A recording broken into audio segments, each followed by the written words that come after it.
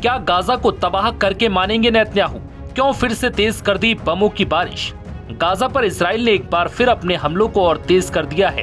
प्रधानमंत्री Benjamin Netanyahu के तेवर देखकर ये साफ लग रहा है कि इजराइल किसी भी हाल में गाजा को बख्शने वाला नहीं है।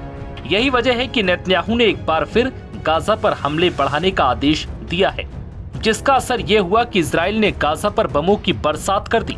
आसमान से लेकर जमीन तक दोनों जगहों से गाजा पर हमले किए जा रहे हैं, जिसमें अब तक 30 फिलिस्तीनियों के मारे जाने की खबर है।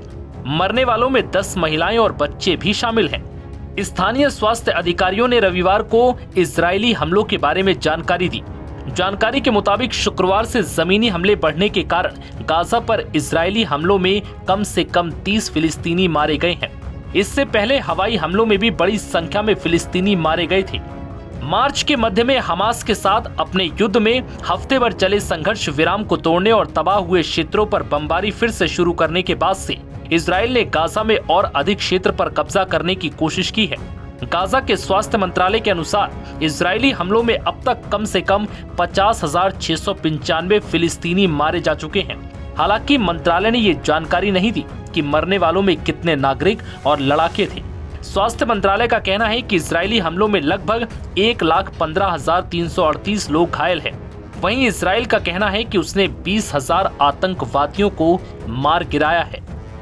इन हमलों के साथ इजराइल ने साफ साफ कह दिया कि फिलिस्तीनी समूह 7 अक्टूबर 2023 को दक्षिणी इजराइल पर हमले के दौरान पकड़े गए इजरायली बंदियों को रिहा नहीं कर देता, तब तक ये हमले बढ़ते रहेंगे। अल जजीरा के मुताबिक दक्षिणी गाजा में खान यूनिस पर हवाई हमले में कम से कम 6 लोग मारे गए और उत्तर में बेत हनून पर छापे में 6 लोग मारे गए हैं। सेना ने शनिवार को कहा कि इजरायली सैनिकों को दक्षिणी गाजा में एक नए स्थापित सुरक्षा गलियारे में तैनात किया गया है।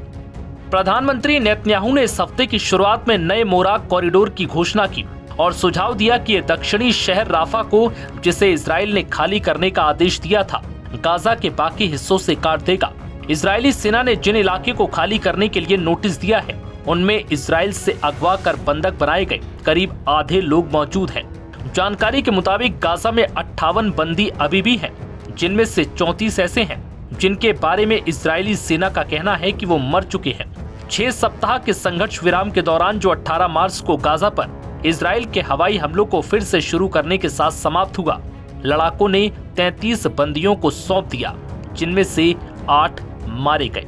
नव भारत टाइम्स की रिपोर्ट।